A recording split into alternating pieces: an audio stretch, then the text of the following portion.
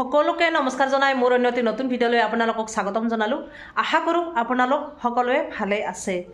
আজিৰ মানৱতা ক'ত হেৰাল?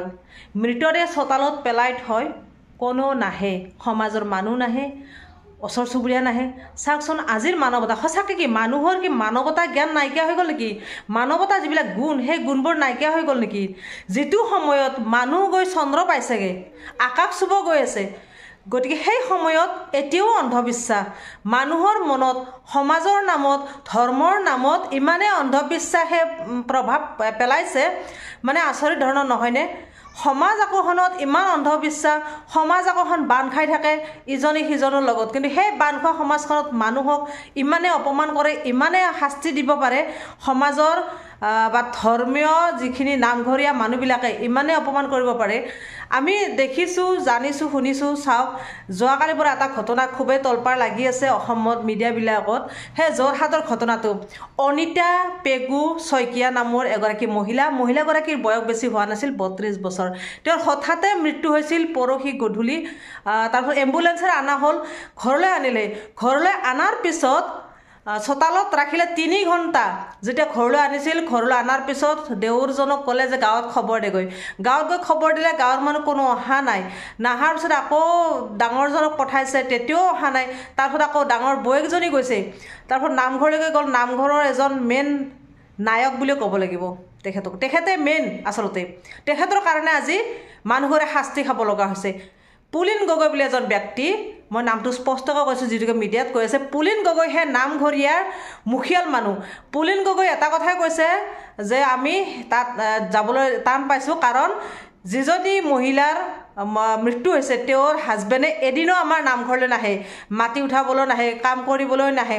চাওক, সমাজৰ এটা কাম আছে, কথা আছে কেনেকুৱা, আমিও সমাজৰ মাজত ডাঙৰ হোৱা ছোৱালী হয়। গাঁৱত সমাজ একোখন থাকে, হয় মানিছোঁ। সমাজত যেতিয়া কাম হয় প্ৰত্যেকৰে ঘৰৰ এজনকৈ ব্যক্তি আহে। এতিয়া ইহঁতৰ দেউৰজনেতো যায়, বা ঘৰৰ সমাজত যেতিয়া কাম হ'ব, কামৰ সময়ত দেউৰজনে যায়, বা সমাজত যেতিয়া কিবা কিবি অনুষ্ঠান পাতিব, দান বৰঙণি দিয়ে। হয়তো সেই মানুহজন আহিব নোৱাৰিব, কাৰণ মানুহজনে বেলেগ কাম কৰিলে হয়তো সেই সময়ত যাব নোৱাৰিব পাৰে। যিদিনা নামঘৰত কাম হ'ব সেই সময়ত মানুহজনে যদি বেলেগত ক'ৰবাত কাম থোৱাই থাকে, ৰখাই থাকে, হয়তো কামত উপস্থিত নাথাকিব পাৰে, কিন্তু ভায়েককতো পঠায়, অৰ্থাৎ সেই মৃত বোৱাৰীগৰাকীৰ দেউৰকক পঠায় কামলৈ, নামঘৰলৈ। আৰু নামঘৰত য'ত যিমান পাতিব, দান বৰঙণি সমস্ত দিয়ে।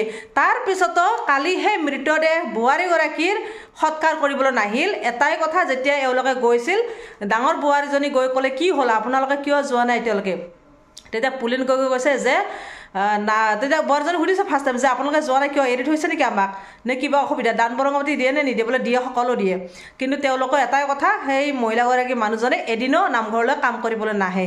গতিকে আমি আজি নাযাওঁ। এতিয়া পাইছেনে মজাটো? এতিয়া শিক্ষা পাইছেনে? গতিকে আমি আজি এটা শিক্ষা দিছোঁ। চাওক, পুলিন গগৈ কেনেকুৱা ব্ৰেইনৰ মানুহ হ'ব লাগিব, তেখেত কেনেকুৱা মাইণ্ডৰ মানুহ। ইমান নেৰ' মাইণ্ডৰ মানুহ আছেনে তেখেতে? ইমান নেৰ' মাইণ্ডৰ তেখেতে যে সমাজ এখন কেনেকৈ চলাই আছে, আৰু সেইখন সমাজত কোনবিলাক মানুহ থাকিব? আচলতে সেইখন সমাজত থকা মানুহবিলাকৰ নেৰ' মাইণ্ডৰে হ'ব লাগিব। মানে আৰু তাতকৈ কি ক'ম, আৰু পুলিন গগৈ সঁচাকৈ ধিক্কাৰ দিছোঁ। তেখেত ইমান মানে কি ক'ম, ক'বলৈ ভাষা নাই, ইমান তললৈ নামি যাব নালাগিছিল। তেখেতে ভাবিছে নেকি যে মোৰ মৃত্যু নহ'ব, বেলেগৰে হ'ব, মই সদায় জীয়াই থাকি, মই সদায় দপাই থাকিম নামঘৰত, নামঘৰ মোৰ তত্ত্বাৱধানত চলিব? তেখেতে তেনেকুৱা ভাবিছে নেকি? নামঘৰ এটা ধৰ্মীয় অনুষ্ঠান, আৰু সেই ধৰ্মৰ নামত তেখেতে এনেকুৱা কাম কৰিব নালাগিছিল। আজি সেই ধৰ্মটোকহে উলংঘা কৰা হ'ল, আজি ধৰ্মটোকহে বদনামী কৰাৰ নিচিনা হ'ল। চাওক, যিঘৰ মানুহ মৰিছে, পেগু বুলি কয় সেই বোৱাৰীগৰাকী, তেওঁলোক হ'ল মিচিং মানুহ। তেওঁলোকে এটা কথাই কৈছে, জা জলি বা ওচৰ চুবুৰীয়া কৈছে যে আমি মিচিং মানুহ, এনেকুৱা আমাৰ অন্তৰ শুদ্ধ, কোনোবাই যদি আয়ো বুলি কৈছে আমি সকলোৱে দৌৰি যাওঁ, কাৰণ আয়ো শব্দটো গম পাইছোঁ যে মানুহৰ বহুত দুখ পাইছে। আগত কি আছিল বা পিছত কি হ'ব সেইটো আমি কেতিয়াও ভাবি নাচাওঁ। আয়ো বুলি চিঞৰাৰ লগে লগে আমি ওচৰ চুবুৰীয়া দৌৰি গৈ হেঁচা পৰি ধৰোঁ, হেঁচা মাৰি ধৰোঁ যে কিবা বিপদত পৰিছে, সহায় কৰিব লাগে, উদ্ধাৰ কৰিব লাগে। কিন্তু এওঁলোক কি মানুহ নাজানো, আমি এওঁলোকৰ লগত সমাজত থাকিলোঁ, আজি গম পালোঁ ইমানখিনি দিয়াৰ পিছতো সদায় নামঘৰলৈকে যাওঁ, ইমানখিনি দিয়া থোৱা কৰাৰ পিছতো আজি এনেকুৱা এটা আমাক শাস্তি দিছে। আচলতে তেওঁলোকে আমাক ভালে নাপায়। গতিকে পুলিন গগৈ, আকাশত মানুহ গৈছে, চন্দ্ৰত মানুহ গৈছে। গতিকে চাওক, আপুনি চিন্তা কৰক, আপুনি কোনটো ষ্টেজত আছে বৰ্তমান, কোনখন পৃথিৱীত আপুনি জীয়াই আছে, আপুনি এবাৰ চিন্তা কৰি চাওক। আপুনি ধৰ্মৰ নামত, নামঘৰৰ নামত এনেকুৱা মানুহ শাস্তি নিদিয়ে। ভগৱানে কেতিয়াও কোৱা নাই যে মোৰ নামত নামঘৰ পাতিলৈ তহঁতে সদায় মানে মানুহক হিংসা কৰি যা, যে নামঘৰত নাহিব তাৰ ঘৰত নাযাবি, যে নামঘৰত দান বৰঙণি নিব, যে নামঘৰত আহিবলৈ টাইম নাপাব তেওঁলোকৰ ঘৰত মৃতদেহ সৎকাৰ কৰিব নাযাবি। ভগৱানে কৈছে নেকি আপোনালোকক? কওকচোন। কেতিয়াও কোৱা নাই। গতিকে তেনেকুৱা কাম কৰিব নাপায়। মানৱতা গুণটো অলপমান ৰাখিব। পুলিন গগৈ, আপোনাক কৈছোঁ, পুলিন গগৈক কৈছোঁ, আজি স্পষ্টকৈ কৈছোঁ, সঁচাকৈ দুখ লাগিছে। ধিক্কাৰ দিওঁ এনেকুৱা সমাজ, এনেকুৱা নামঘৰীয়া মানুহক মই ধিক্কাৰ দিব চাওঁ। এনেকুৱা কৰিব নালাগে। আজিৰ দিনত এনেকুৱা ইমান অন্ধবিশ্বাসহে পাইছেনে আপোনালোকক? ইমান অন্ধবিশ্বাস। সেই মানুহজনে গাত দোষ কি আছিল? তেওঁতো একো অপৰাধ কৰা নাই। যদি তেওঁলোকক আপোনালোকে ইমানেই বেয়া পায়, তেনেহ'লে নামঘৰত কিবা এটা অনুষ্ঠান পৰ্ব পাতিলে আপোনালোকে দান বৰঙণিৰ কাৰণে কিয় যায় তেওঁলোকৰ ঘৰলৈ? তেওঁলোক নাহিলে তেওঁলোক ভায়েকহঁতো আহে নামঘৰত কিবা কাম চাম চলিলে। গতিকে তেওঁলোকৰ ভায়েকহঁতকো ল'ব নালাগিছিল। আজি সেই মানুহখিনি, অন্ততঃ সেই মানুহখিনিৰ লগতে আৰু সমাজখনো অন্যান্য মানুহ বুজি উঠিল যে পুলিন গগৈ এনেকুৱা এটা কাম কৰিছে, কালি আমাৰ ক্ষেত্ৰত কৰোঁতে বিচাৰিব নালাগিল। গতিকে নামঘৰৰ অন্যান্য মানুহখিনি আজি গম পালে যে কেনেকুৱা মানুহ। গতিকে আপুনি নাভাবিব পুলিন গগৈ যে আপোনালোক গোটেই সমাজ থাকিব, গোটেই নামঘৰৰ মানুহ থাকিব। কালি আপোনাৰ পৰাও আঁতৰি যাব পাৰে, কাৰণ আপোনাৰ ব্যৱহাৰৰ কাৰণে মানুহখিনি বুজিবলৈ আৰু আপোনাক বাকী নাই। যিহেতুকে আমি অসমবাসী আপোনাক ধিক্কাৰ দিছোঁ, আপোনাক চি দিছোঁ, আপোনাক লাজ দিছোঁ, আপোনাক ঘৃণ কৰিছোঁ। আৰু কি ক'ম, ঘৃণা চকুৰে আপোনাক চাব লগা হৈছে, আপোনাক ঘৃণ কৰিছোঁ।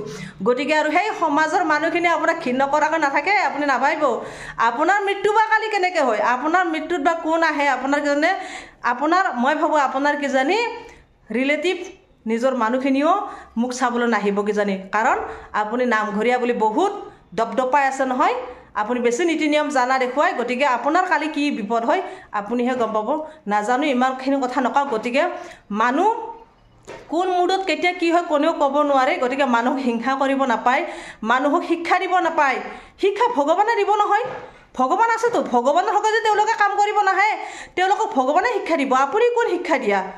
আপুনি নামঘৰটো চলাইছে, নামঘৰৰ নীতি নিয়ম যিখিনি আছে সেইমতে কাম কৰি যাওক। সেই বুলি কোনোবাই নামঘৰত কাম কৰিব নাহিব, তাৰে কাৰণে আপুনি শাস্তি দিব, শিক্ষা দিব। আপুনি নাহে কাৰণে সমাজৰ অন্য মানুহো নাযায়, এইটো আৰু কেনেধৰণৰ কথা? গতিকে তেনেকুৱা কাম নকৰিব। পুলিন গগৈ, আপোনাক কৈছোঁ, আপুনি অলপ নৰম হওক, অলপ নৰ্মেল হওক, অলপ মানৱতা জ্ঞানটো লওক, অলপ মানুহৰ স্থিতি ৰাখক।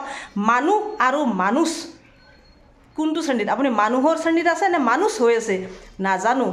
আজিকালি জীৱ জন্তুও জ্ঞানী হৈছে, কিন্তু আজি আপুনি মানুহ হৈ যে আপুনি জ্ঞানী নহয়, তাৰ কাৰণে আপোনাক কি ক'ম, মনত দুখ লাগিছে, আপোনাৰ প্ৰতি ঘৃণ আহিছে। তো আজিৰ ভিডিঅ'টো এইখিনি আছিল। এইখিনি কৈ আজি মই মোৰ ভিডিঅ'টো সামৰিছোঁ। আজিলৈ বাই বাই।